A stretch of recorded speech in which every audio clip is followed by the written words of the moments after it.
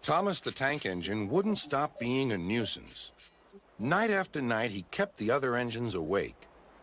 "I'm tired of pushing coaches. I want to see the world." The other engines didn't take much notice, for Thomas was a little engine with a long tongue.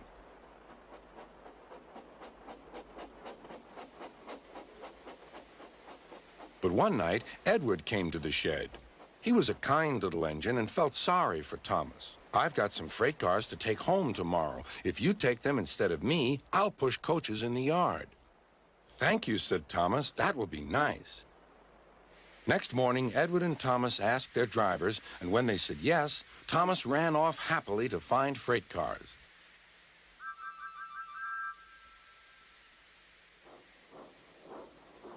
Now, the freight cars are silly and noisy. They talk a lot and don't attend to what they are doing.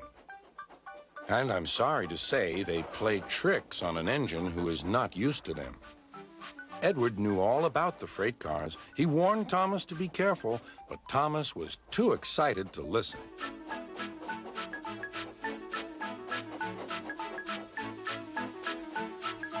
The shunter fastened the coupling, and when the signal dropped, Thomas was ready.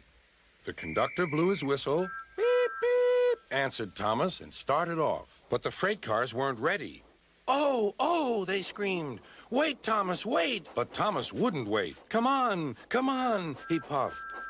"All right, don't fuss. All right, don't fuss," grumbled the cars.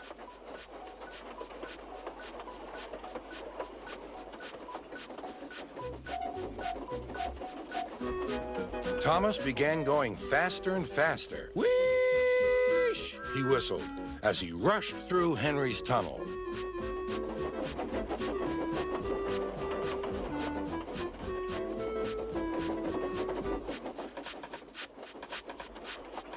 "Hurry, hurry," called Thomas. He was feeling very proud of himself.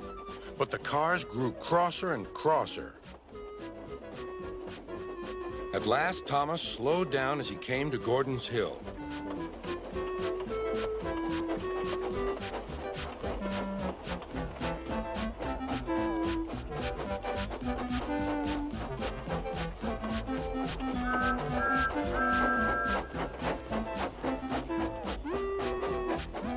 "Steady now, steady," warned the driver as they reached the top.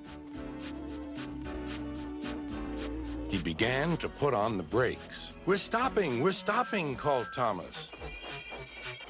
"No, no, no," answered the cars, bumping into each other. Go on, go on." Before the driver could stop them, they had pushed Thomas down the hill and were rattling and laughing behind him.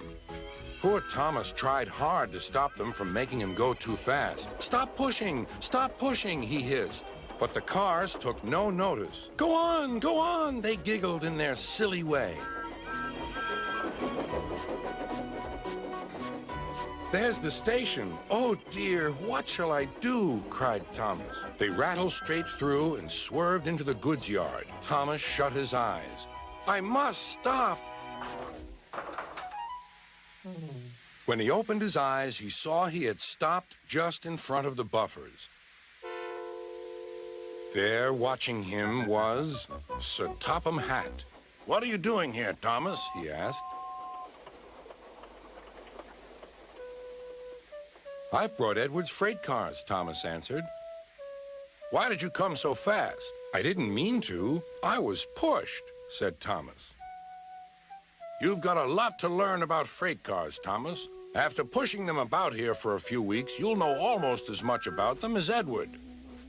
Then you'll be a really useful engine."